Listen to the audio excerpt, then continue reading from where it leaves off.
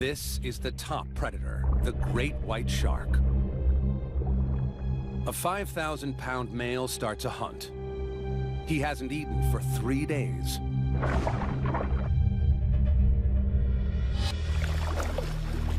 He picks up a scent from 2 miles away. Seals.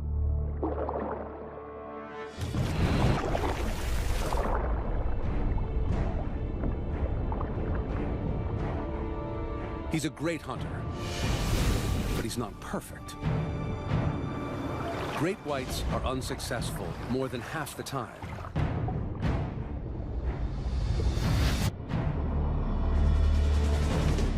Weather conditions, prey reactions, or just plain luck can tip the odds.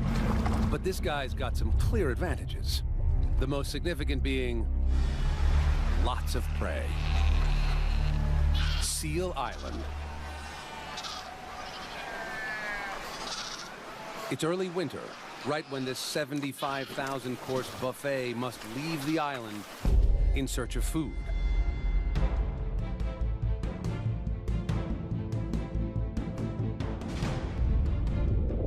It's the pup's first try at swimming.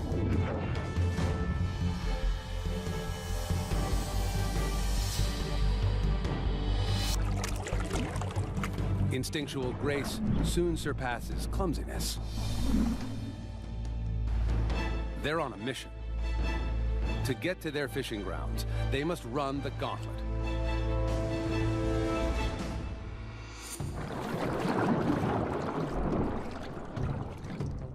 The great white waits patiently.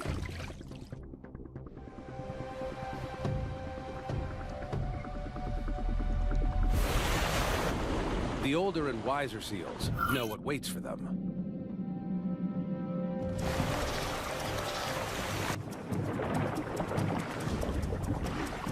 The youngsters don't know any better. Hunger is a cruel taskmaster.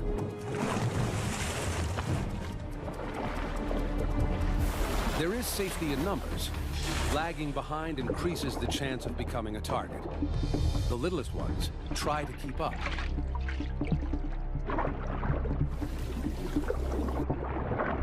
He can hear and feel them from over 200 meters away. In sharks, hearing and vibration detection are linked. The great white's invisible inner ears work together with 2 hollow tubes, or lateral lines. Microscopic pores open them to the sea, and when something moves nearby, tiny hairs are stimulated, alerting him to the disturbance. Scientists call this sense a great white's distant touch. He can smell them, he can hear them, and by his distant touch, knows they're close. He just needs visual confirmation.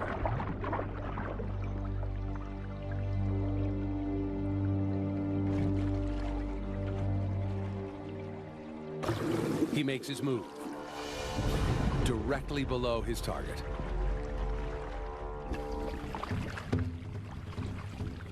Then, he stokes his engine.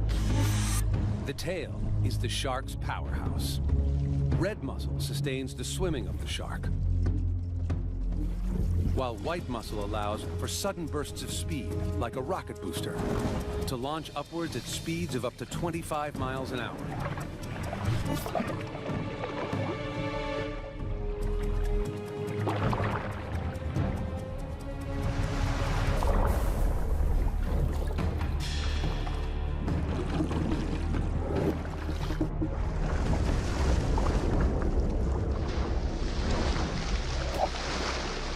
It's a fail. His elaborate sensory plan worked so well, he pinpointed a target and initiated the attack. The strike was textbook, except for a curveball. Clear skies and calm seas, like today, worked to the prey's advantage. The seal saw him at the last minute. So when the shark made contact, his cover was already blown. The seal's whiskers detected tiny vibrations, so he was aware of the shark before he became dinner.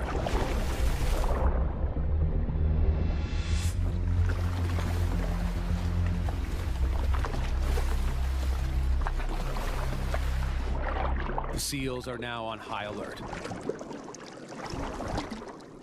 The pups will head home in a few hours. By then, they'll be exhausted and easier targets. He slows his pace to save energy. The hunger pangs don't go away.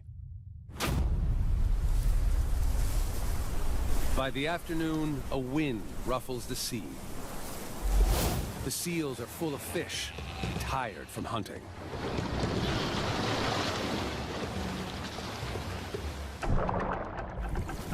It's supper time.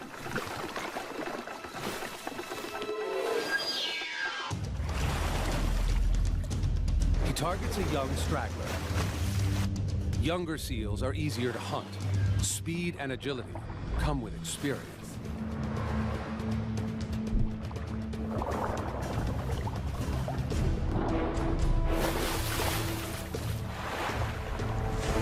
A great white has two major blind spots. Directly in front of the snout and right behind the head. The seal luckily lands in those spots. Agility wins. The seal makes it to the kelp. Double fail. For the shark, it came down to one critical moment. The initial strike didn't bear fruit, and from then on, the odds were in favor of the seal. It became an agile torpedo, using its front flippers to propel itself away from the shark, while steering and changing direction with its back flippers. The great white had already struck out once today, so when he missed the seal on the first strike, he should have just swum away. Two fails means he's lost out on over 1 million calories. The great white executes the perfect attack. But there's something wrong. It's a decoy seal set by a tourist boat to lure the shark.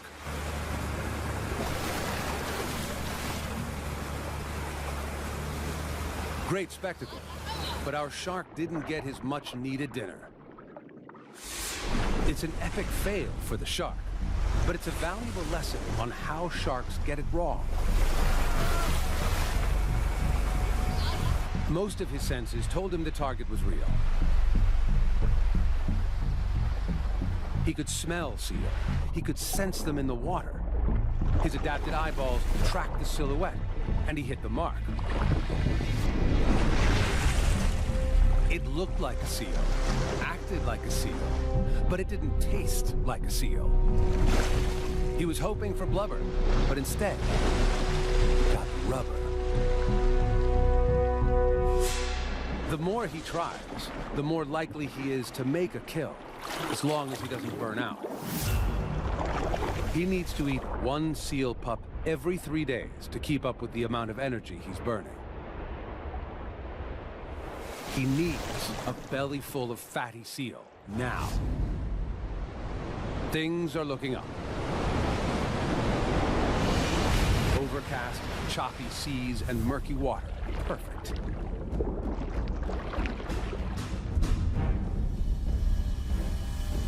No longer in tight formation, the seals are trickling in from their 3-day fishing trip.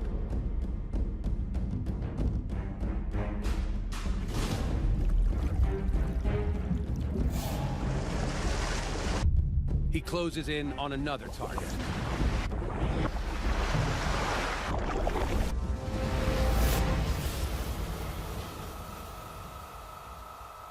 It's a direct hit.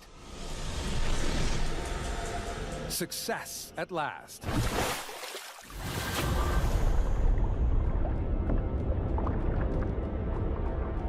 This time, the shark launched the strike just as the seal was taking a breath of air.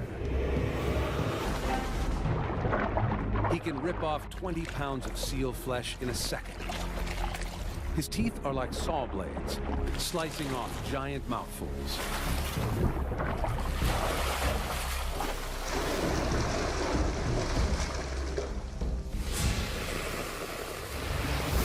For the great white, All systems must be accurately aligned for the perfect hunt. Every seal he gets fuels his machine. The ones that get away motivate him to try again. If the great white is the killing machine of the sea, this predator is its counterpart in the sky. Gannets are air-to-water missiles, plummeting at 60 miles an hour for their food. Now, they're leaving to track down a fishy feast. 200 miles away, millions of sardines start their annual migration. The sardines form one of many massive clouds of fish called shoal to follow blooms of plankton. It's time to fly or die.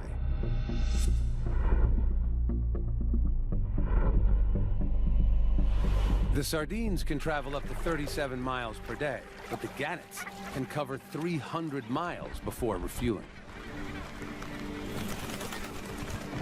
Their bird's-eye view means they can look for dark-moving water, a sign of fish massing together. Unlike most birds, their eyes face forward, giving them binocular vision. They see them, or so they think. They were hunting for sardines, but instead, they've got a shoal of thousands of mackerel, bigger, more challenging fish to hunt. The shoal is at least 30 feet below the surface. The gannets prepare their superpower. They climb to almost 100 feet to maximize momentum and gravity.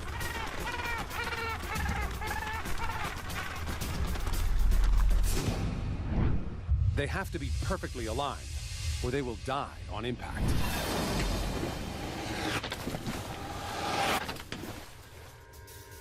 Wings tuck, feet stow, then into an arrow shape. Most objects at this speed and from this height would hit the water like it's a brick wall. But the gannets cut right through it. Protective membranes cover the eyes and act as goggles during the dive. The beak is strong and pointed. Their nostrils are internal, preventing any water from entering on impact.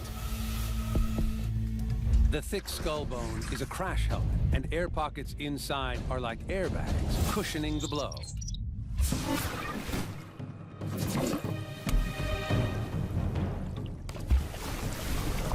The gannet's momentum drives it 30 feet below the surface.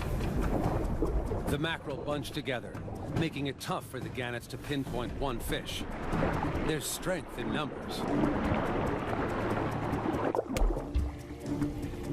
And then the ball descends deeper, away from the menace above. The gannet has two options: go back to the life of a bird, or transform into the awesome superfish. The gannets won't give up. Instead, these birds turn into superfish. They flatten their wings and swim.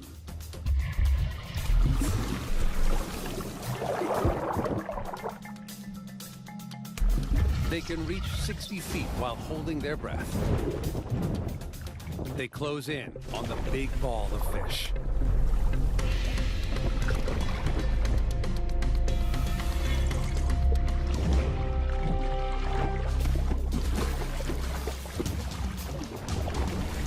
The gannets grab hold of the mackerel. But their plan of attack isn't working. The mackerel are wriggling free, despite serrations near the tip of the gannet's bills, good for gripping slippery fish.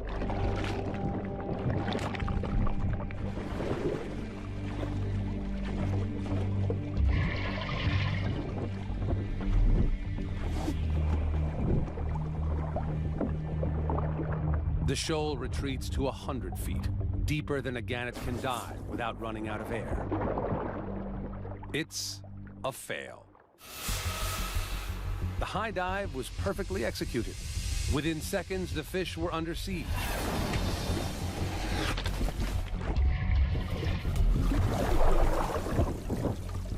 But when they grab the prey, the mackerels slip free. Mucus covers their thin skin, making them hard to hold on to.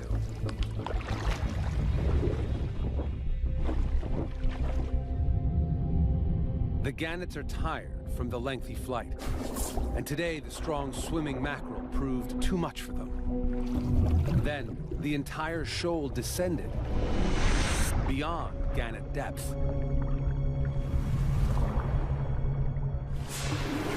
With empty bellies, they take to the skies once more.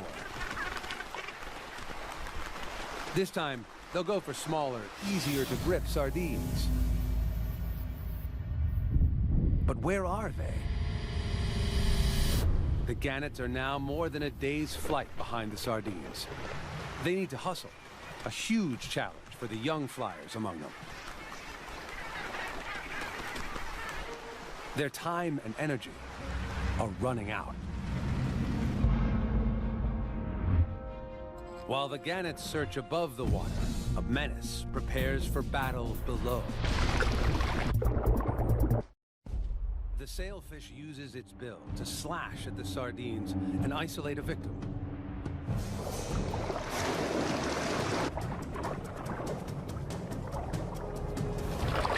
The next sailfish in line takes aim and strikes. It's completely off. When one misses, another is ready to take its place. Another failed. Or is it? Sailfish don't just pick off individuals. They hit multiple sardines over and over again.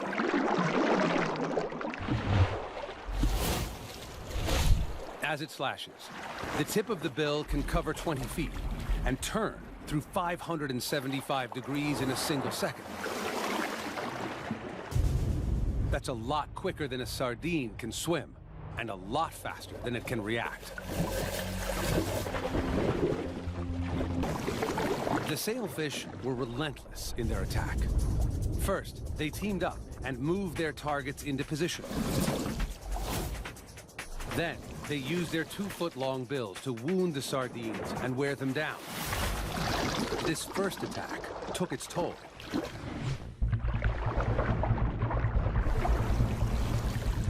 Each sardine was roughed up, then gulped down by the sailfish in less than 1/10 of a second.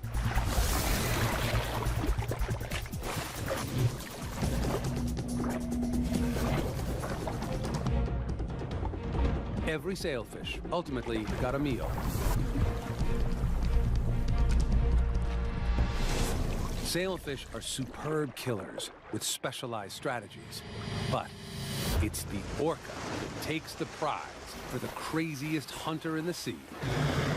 No other animal risks its life to get a meal with such an outrageous stunt. At 7.5 tons, she risks beaching herself. She must wait for high tide. 4 hours later, the tide is up, but it's still too shallow in places. She searches for a spot where the high tide will help push her right up to the beach. She's found one.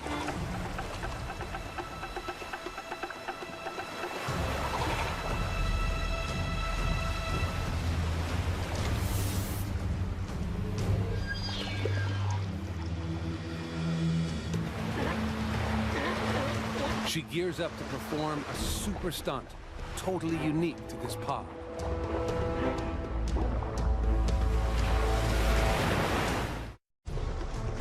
The female orca prepares to ambush her target. Surfing a wave, she speeds toward the beach at 30 miles an hour.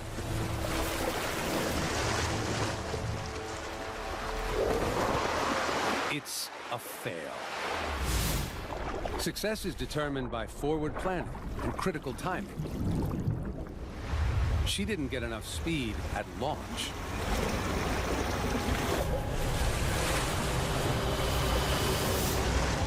Then, at the last minute, she ran out of water to surf and put on the brakes.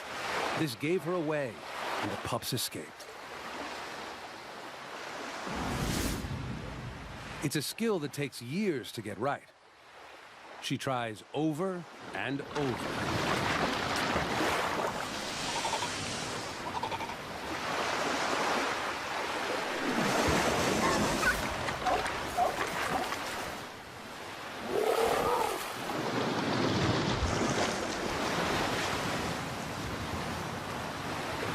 This massive 22,000-pound mammal haul its bulk out of this fix. Pod to move on. But another, much bigger pod is just getting started. It begins with a family of 12. They find others with the same goal. The families don't compete, but join forces, form ranks, and are soon a legion of 1,000 strong. A ready to hunt megapod.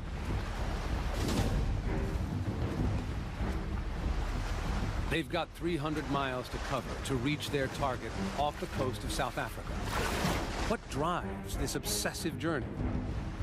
None other than the irresistible sardine, now migrating within their reach.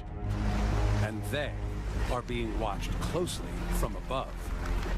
Having failed to find the sardines themselves, the gannets place their bets on the dolphins.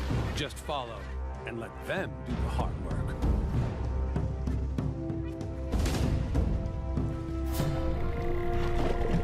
Like their giant dolphin cousins, the orcas, they use their sonar to communicate, navigate, and home in on their prey with deadly accuracy.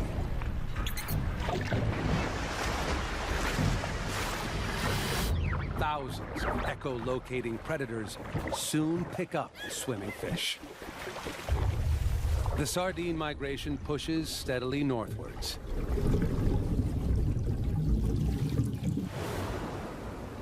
This shoal is an astonishing 9 miles long, 2 miles wide, and up to 130 feet deep. In some places, the shoal is so dense and moving so fast that the fish in the middle die from a lack of oxygen. More than 500 million fish are swimming towards the dolphins. It's impossible for a shoal this big to hide from the megapod's detection system.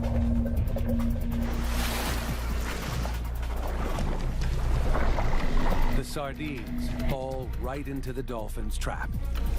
Now, the hard work begins. Holding their breath for up to 10 minutes, they work to split the shoal and push a smaller group towards the surface. They do it, herding the fish like border collies corralling sheep. Under attack from all angles, the sardines stick together. But the tiny sardine should never be underestimated. Along with vision, they coordinate their movements by reacting to water flow. When it works, they avoid bumping into each other.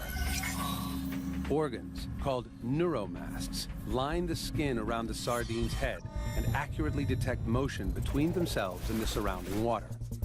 As one fish moves, it creates a flow of water that provides information to the fish next to it or behind it, allowing them to keep their place within the rapidly moving shoal.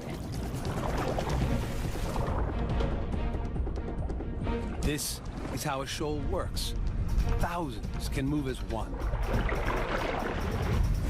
Each individual tries to find safety in the middle, creating a mass continuously folding in on itself.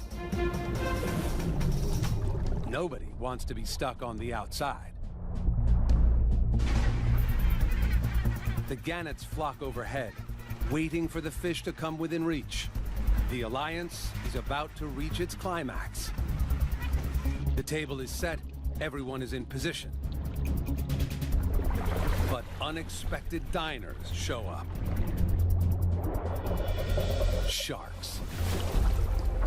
Thousands of them.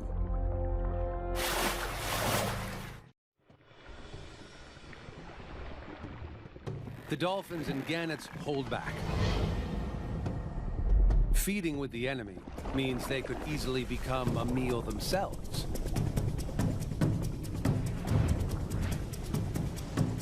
The sharks think they can collect the proceeds from the dolphins' hard work.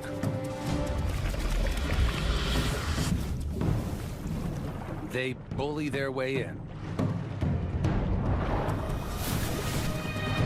Destroy the tidy formations the dolphins have organized.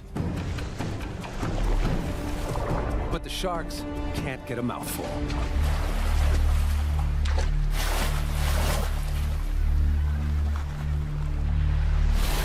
The dolphins regroup. Just maybe they can patch up the mess.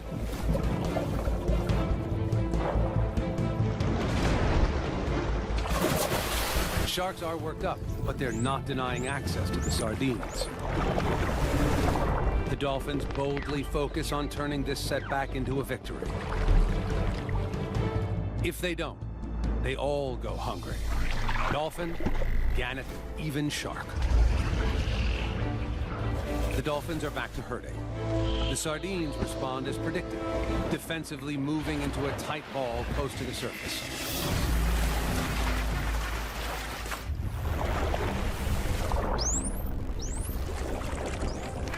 The gannets watch the turmoil from above. They're done with waiting. Hunger drives them to take the risk and feed with the sharks.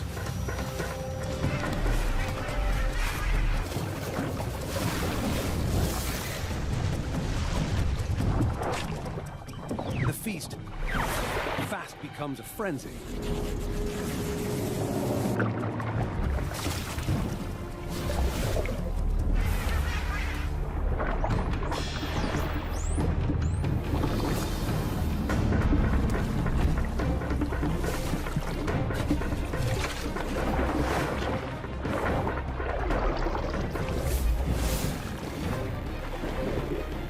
Now it's time for the dolphin's final weapon, a net of bubbles. The bubbles form a barrier that the sardines don't like to cross.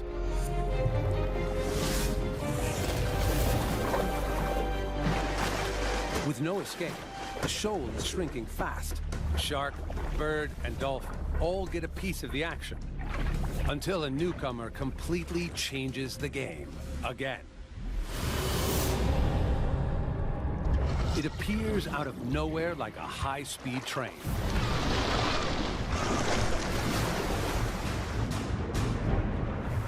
"42 feet in length, with the ability to swallow a small car, the Brutus whale vacuums up hundreds of sardines in one mouthful. He makes the shark look like a minnow. Flicks of its muscular tail power it upwards at high speeds. Even with its gigantic ballooning mouth, creating drag. Another whale explodes out of the depths. This time, it's a female. She's even bigger than the male. And she needs to eat over 3,000 sardines a day to survive.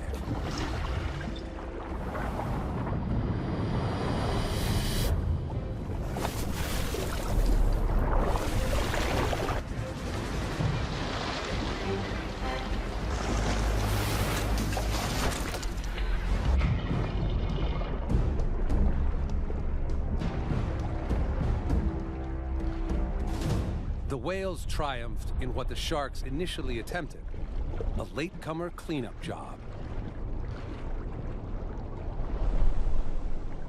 The dolphins scoop up what's left, and there's not much. Only one lucky sardine survives. It sees a gap, hightails it out of there. It was a surprising, multi-staged, multi-species kill, with critical turning points. The dolphins were the masterminds, tracking the shoal with sonar. The gannets used them to locate the migration. The dolphins triggered chaos, and the sardines retreated into a ball.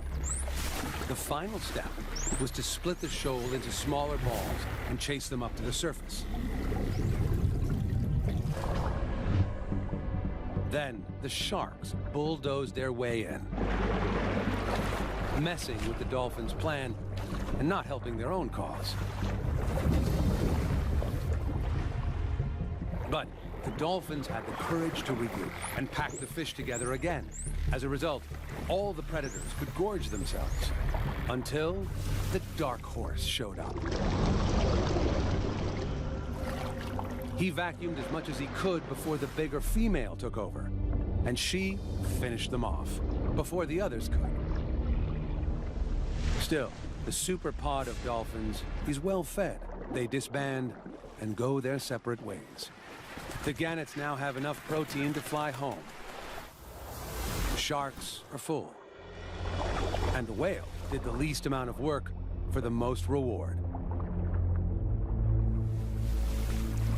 The sardines were massacred. There is safety in numbers.